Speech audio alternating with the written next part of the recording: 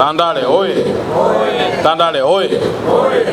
Basi mimi nikushukuru sana Mheshimiwa Mkuu wa Wilaya wa Kinondoni, ndugu yangu Saadi Mtambule, wewe pamoja na wilaya yote kwa ujumla. Lakini kushukuru sana Mstahiki Meya pamoja na mkurugenzi kwa usimamizi wenu mzuri mpaka hapa tulipofikia. Tuwapigie makofi mengi.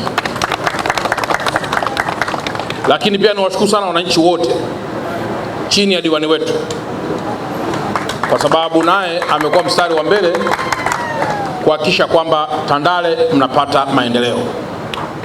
Na nadhani shule hii mmeita Abbas Tarimba kwa sababu ya uchapakazi na maono pia yanayojumuika au yanayojumlishwa kati ya ofisi ya mbunge na ofisi ya manispaa ya Kinondoni. Kwa hongereni sana. Sasa kwa sababu mmeshatoa taarifa, mradi nimeuona. Nilikuwa najaribisha kumuuliza contractor hapa maswali kadhaa. Mradi tumeuona, mradi ni mzuri, tuwapigie makofi sana. Kwangu mimi nitakuwa na maelekezo machache. Na hii ni kwa afisa elimu wa mkoa kwa sababu yuko hapa pamoja na viongozi wa wilaya. Huu tuko mwaka 2026. Tuna wanafunzi hao mliowataja.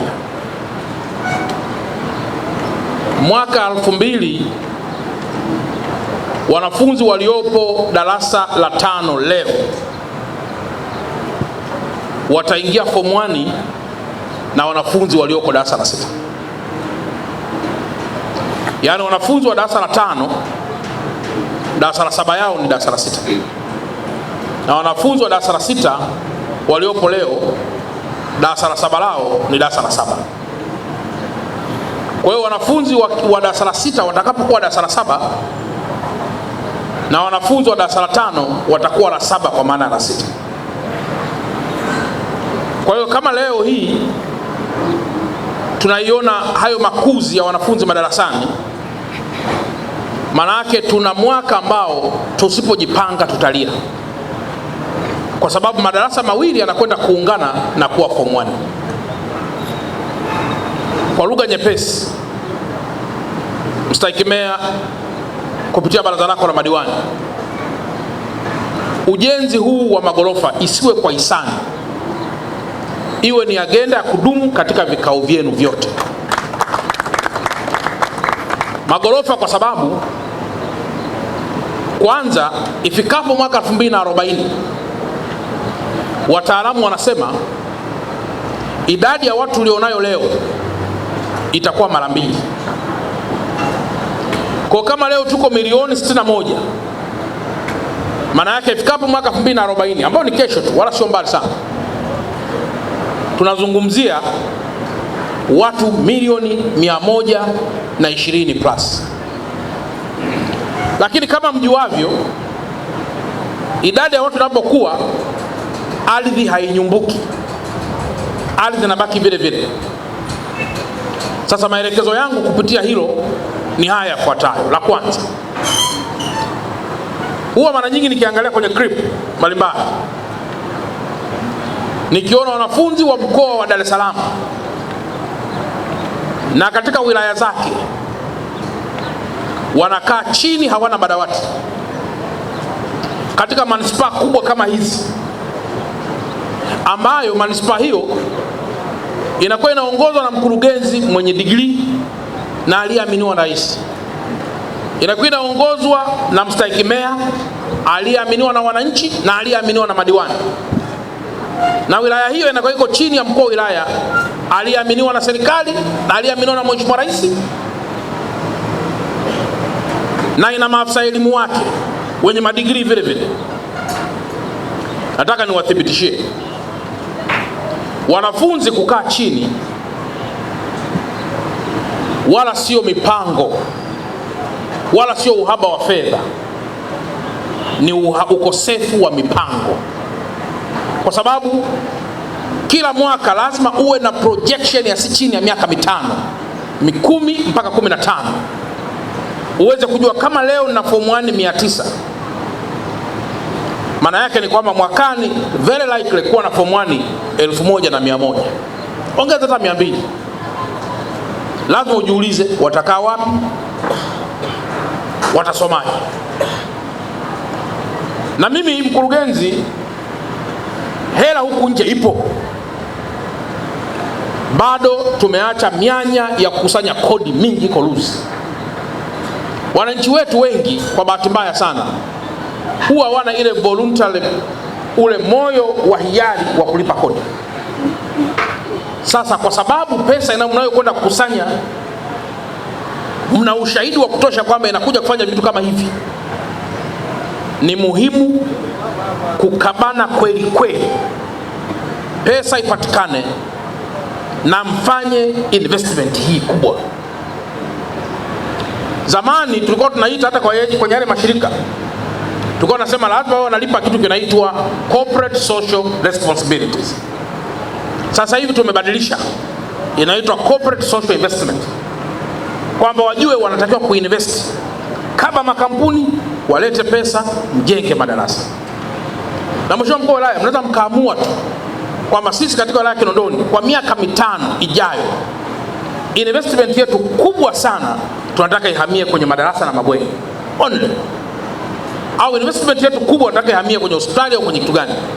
Na kwa sababu shule huwa hazipati private sector mara nyingi, hospitali ni rahisi kupata private sector, huko unaita private sector, halafu wewe pesa yako inakwenda kwenye shule, mnawekeza. Leo mkiangalia malalamiko makubwa ya wanafunzi wetu, wamechelewa kurudi nyumbani, daladala haipaki kupakia wanafunzi kwa sababu wana pesa ndogo. Hii maana yake nini?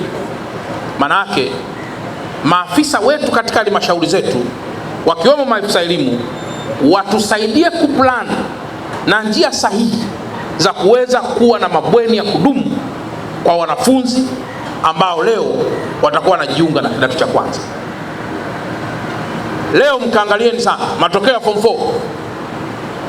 Dar es Salaam tunafanya vizuri, lakini sio vizuri sana. Mnajua kwa sababu gani? Pamoja na sababu zingine zote, lakini kwa sababu watoto wetu pia wamezagaa sana kama nyani pori.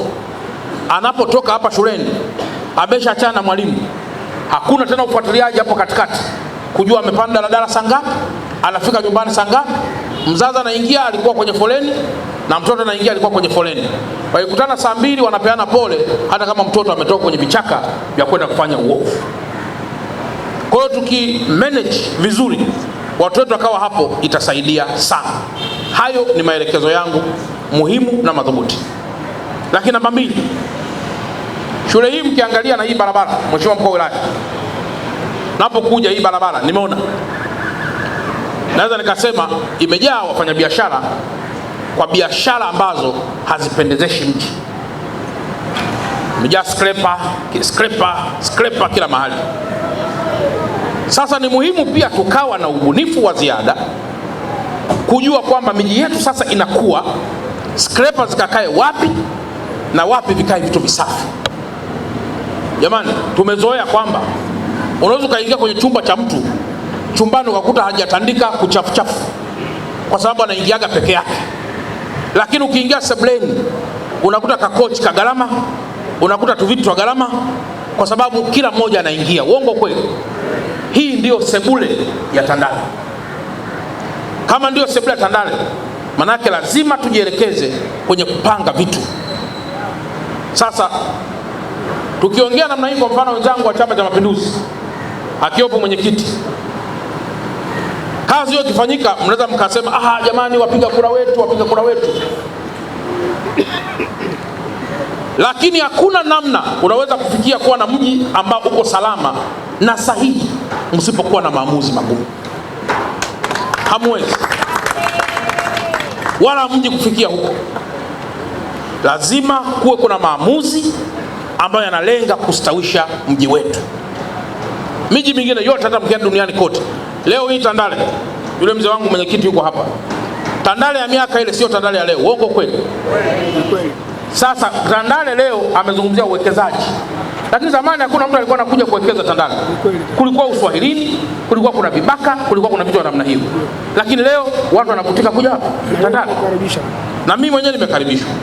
Manake ni kwamba Tandale hapa inaendelea kubadilika. Baada ya miaka 5 10 yatakuwa ni magorofa matupu. Na pengine shule yetu hii itakuwa inaonekana kwa chini hapa. Uongo kweli jamani? Manake ni kwamba lazima tukimbizane katika kupanga mji wetu. Kwa hiyo hayo ni maelekezo namba 2. Namba 3. Kwa sababu hii ni shule iko Machoni, uwekezaji huu uliofanyika lazima uendane pia na vazi jingine. Uweze kuvaa suti na ndala. Ukivaa suti na ndala, ukiwa unaongea Kiingereza na simu, mtu anajua huyu jamaa chizi na amekimbia Mirembe.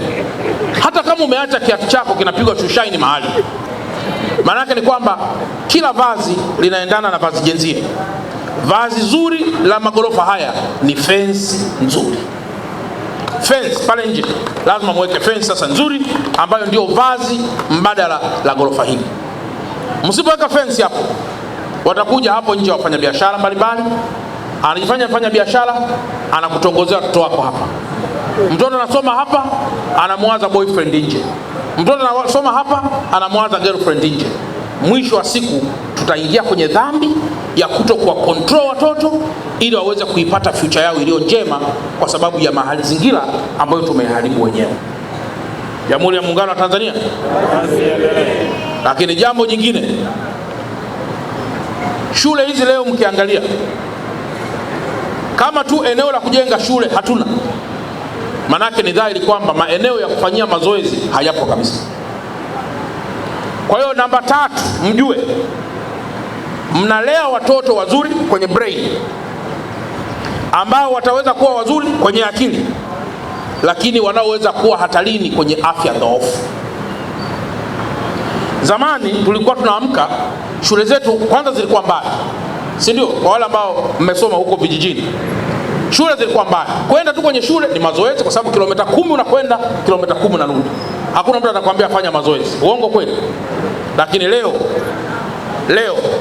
shule hazina viwanja, ambayo sio sera kabisa ya elimu ya sekondari wala msingi mtoto kuto kufanya mazoezi. Uongo kweli? Sasa lazima tuingie kwenye ubunifu mpya.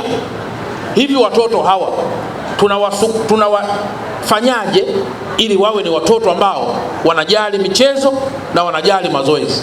Ni muhimu kuingia kwenye ushirikiano kati ya shule zenye viwanja na shule zisizo na viwanja, na watoto wetu kuwa wanakwenda na kujiofu, wanakwenda na kurudi, ili kuhakikisha kwamba muda mwingi wanafanya pia mazoezi. Mkiacha wakawa dormant. Leo Mheshimiwa Mkuu wa Wilaya, tumetoka pale kwenye hospitali, angekupa dokta takwimu ya sukari na pressure leo, na serikali gharama inayotumika kwenda kununua dawa za pressure na sukari leo, gharama yake inaweza kuwa ni zaidi ya gharama kubwa kuliko hata gharama ya flyover ya Mfugale na flyover ya Kijazi. Kwa hiyo kwa lugha nyepesi, manake nini? Tusipojizatiti huku chini leo, kesho gharama kubwa itakuwa sio kujenga barabara, itakuwa ni kwenda kutibu magonjwa ya sukari, ya mioyo, ya pressure, ya figo, ya ini, kwa sababu ya wanafunzi kukosa maeneo ya kufanyia mazoezi. Mmenielewa ndugu zangu? Wazazi mmenielewa mpaka hapa? Kwa hiyo nimetoa hayo maelekezo, lakini katika mahitimisho ni maelekezo yanayoendana na pongezi kubwa kwa maslahi mapana wa Tanzania na wanatandale kwa kujenga jengo hili zuri ambalo leo ni fahari ya kila mmoja.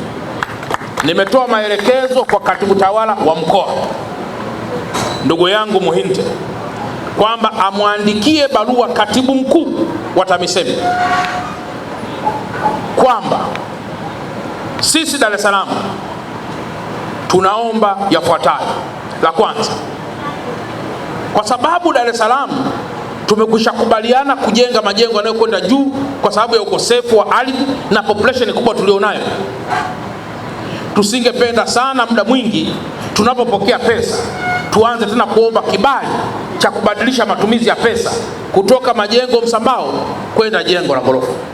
Kwa nimemwambia muandikie barua katibu mkuu akiomba ridhaa kwamba tunaomba kutoka huko TAMISEMI tunapopokea pesa kuja huku wilayani ije moja kwa moja na maelekezo kwamba hela hiyo ni ya kujengea gorofa la shule, gorofa la hospitali, gorofa la neno mbele, kwa kuna neno gorofa, ili tusipoteze muda mwingi kuanza kuomba vibali vya kubadilisha na kupata kibali cha kubadilisha kujenga.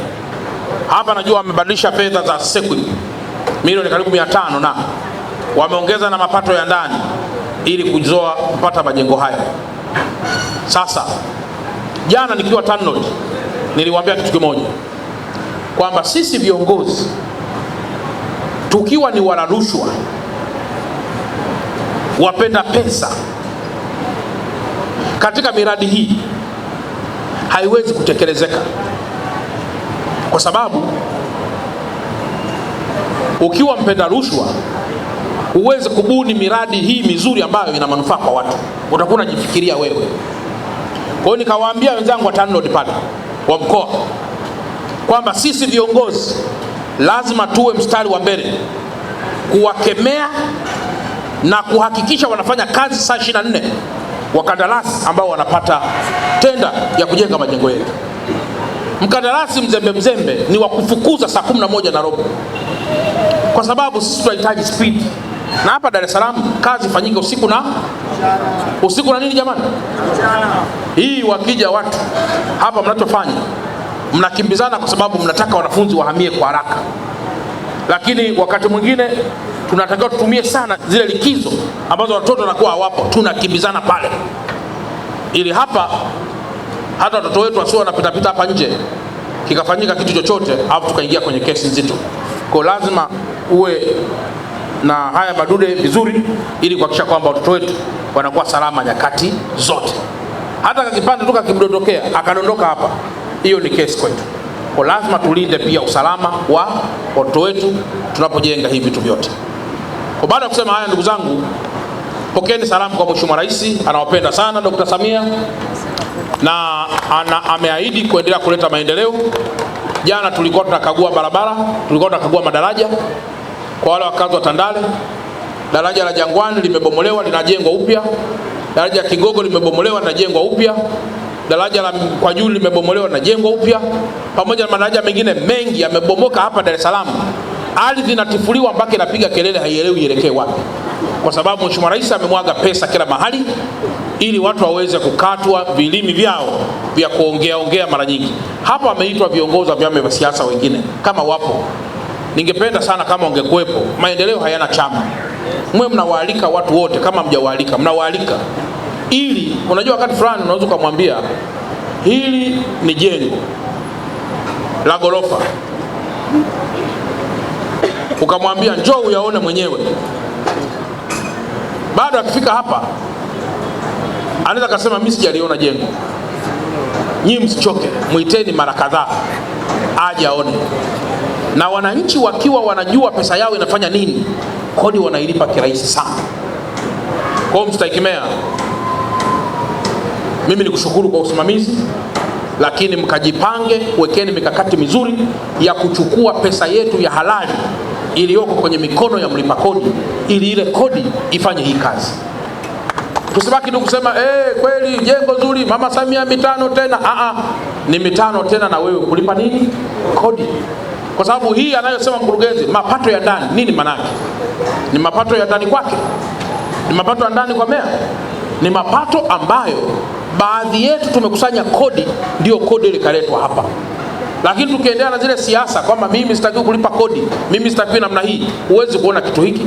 Na utazaa watoto wako wengi kweli, wengi wazuri, utazaa watoto wako, lakini wengi kwa kuwa hawajaelewa umuhimu wa elimu, wengi wanaweza kaishia kuwa vibaka, wakauliwa na ukakosa watoto katika serikali ya Jamhuri ya Muungano wa Tanzania.